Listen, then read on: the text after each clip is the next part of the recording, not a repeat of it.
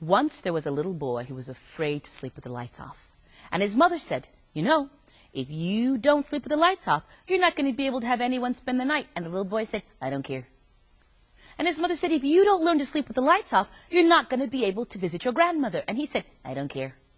She said, you know, you're getting too old to sleep with the lights on. And he said, I don't care. And she said, that's it. Tomorrow night, I'm turning the lights off. And he said, okay.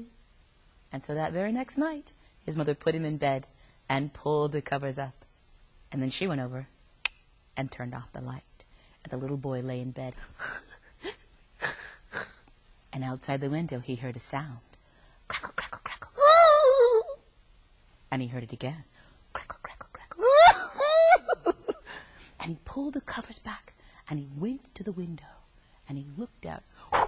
And there was a face looking in, and it was a woman, and she had green skin and black hair and red lips and long red fingernails. And she said, little boy.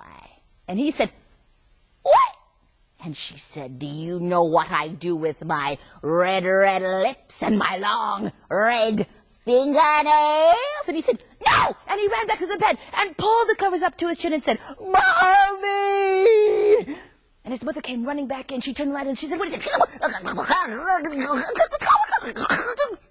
His mother looked. There was nothing there. She said, you were dreaming. No, I wasn't. Yes, you were. No, I wasn't. Yes, you were. Go back to sleep. Okay. So the little boy lay back in bed, and his mother pulled the covers up, and she turned out the lights. And the little boy lay there. And he heard that sound. Crackle, crackle, crackle. And he heard it again. Crackle, crackle, crackle. So he pulled the covers back. He got out of bed. He went to the window. And of course, there was a face looking in. And it had green skin and black hair and red lips and long red fingernails. And she said, little boy. And he said, what?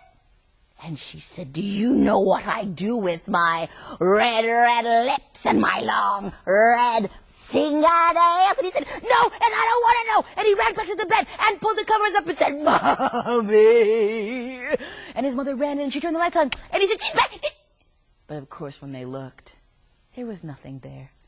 And his mother said, look, you're having these dreams, and there's nothing in this room that is scarier than what's in your imagination. And the little boy said, yes, there is. No, there isn't. Go to sleep. And his mother pulled the covers up, and she went, turned off the lights, and left the room.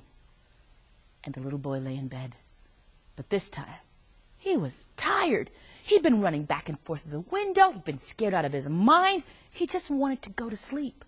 And so when he heard the sound, crackle, crackle, crackle, and then again, crackle, crackle, crackle, he pulled the covers back. He went to the window, and of course, looking in at him was a face. It was a woman, and she had green skin and black hair and red lips and long red fingernails. And she said, little boy. And he said, what? And she said, do you know what I do with my red lips and my long red fingernails? And he said, no. What do you do with your red lips and your long red fingernails? And she said, you wanna know? And he said, yes. And she said, ha! And he said, is that it? And she said, yes. He put the shades down, got back in the bed, and pulled the covers up and went to sleep. Because his mother was right. There was nothing in that room that was scarier than what was in his imagination. And that is the story of Red Lips.